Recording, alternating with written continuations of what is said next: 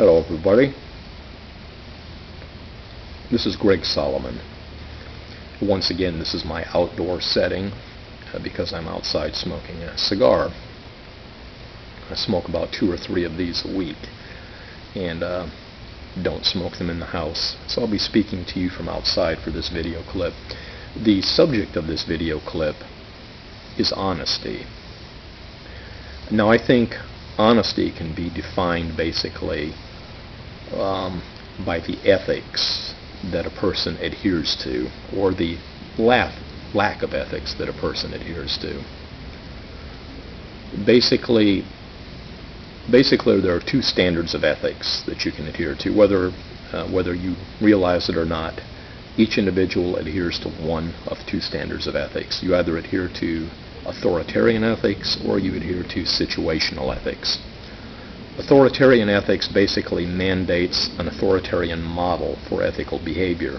That can be the military code of justice for soldiers, or a code of laws in a country, or it can be religious writings such as the Judeo-Christian Bible for persons who identify themselves as being Christian. They will appeal in any given circumstance, they will appeal to that authoritarian model of ethics for a standard of ethics on which to base their behavior and how they react to any given situation.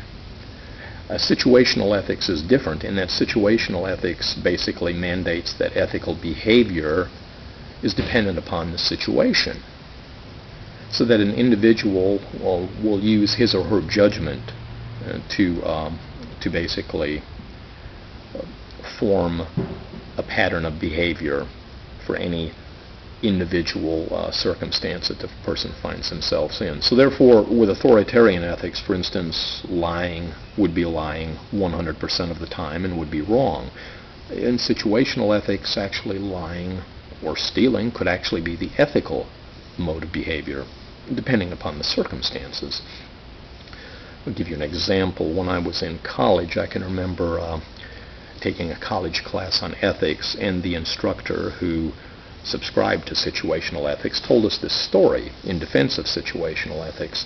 He told how he had told a second party about the death of a third party who was a mutual friend, but he didn't tell the second party the exact circumstances that the third party died in, the exact circumstances surrounding his death, because he thought it would be too emotionally traumatizing and mentally upsetting to the second party. Therefore, he lied concerning the circumstances. He said it was enough for the second party to know that the third party had just died, but he wanted to save him the emotional trauma, so he didn't tell him the circumstances. And he used that story to show that he used situational ethics, in fact told a lie, but actually it was the ethical thing to do, because the end justified the means, and no one was harmed by him telling the lie. And in fact, he actually submitted this to the class and asked them to challenge the class, basically, to name anyone, any individual who was hurt by his lie. I was quite surprised that no one was able to come up with an answer, because I saw the answer quite clearly and almost immediately. I was the only one who raised my hand. When the instructor called upon me, I said, it's very easy to tell you who was hurt by this lie. You were hurt by this lie. You.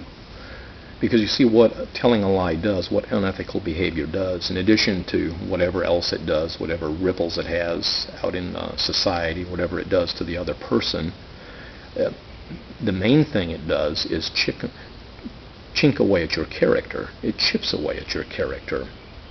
So when you lie, and with situational ethics, not just lie, but actually gloss the lie over, it makes it even easier to lie the next time. And so basically what it does, as I said, is it creates a character flaw in an individual. The bottom line is the old adage always rings true, that honesty is the best policy. You see, you can't gloss over a lie or make a lie out to be correct or to be the ethical thing to do, and therein, I believe, is the inherent flaw of situational ethics. Now, I will give you an example to show you what I mean. World history is a subject of which I am quite knowledgeable. Okay?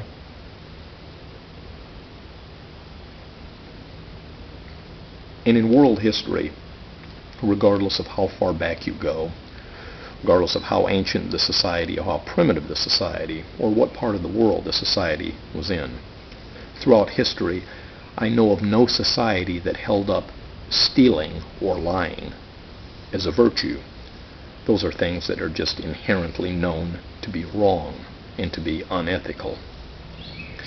And regardless of how much spin you try to put on them with situational ethics, it does not alter the fact that lying and stealing are wrong. You can call it a conscience, you can call it a sense of fair play, whatever you want to call it. Bottom line, lying and stealing are wrong. And I think therein is the flaw within situational ethics.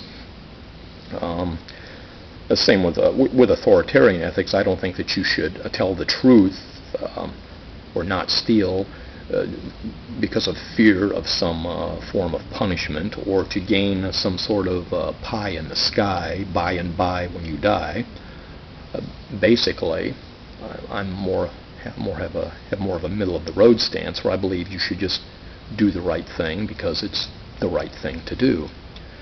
As far as lying goes and being honest, we should endeavor to be honest all of the time. However, when we're not, there's going to come times when we miss the mark. Well, what we should do to right that wrong and to get back on the track that we should be on is immediately admit it. Therefore, your credibility is restored. And I'll give you an example of that.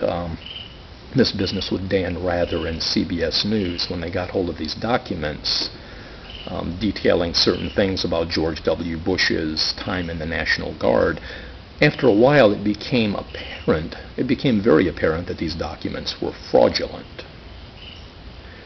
CBS News and everyone involved with these documents eventually backed away from them as it was shown that they were fraudulent. They backed away from them and admitted the error in them. CBS News admitted it was misled. And their credibility was instantly restored. Nothing more was thought of it. However, Dan Rather tenuously hung on to the validity and the truthfulness of those documents. And what happened with Dan Rather? Dan Rather lost all credibility. He went from being one of the most respected journalists in this country to basically being a parody of himself because he would not right the wrong.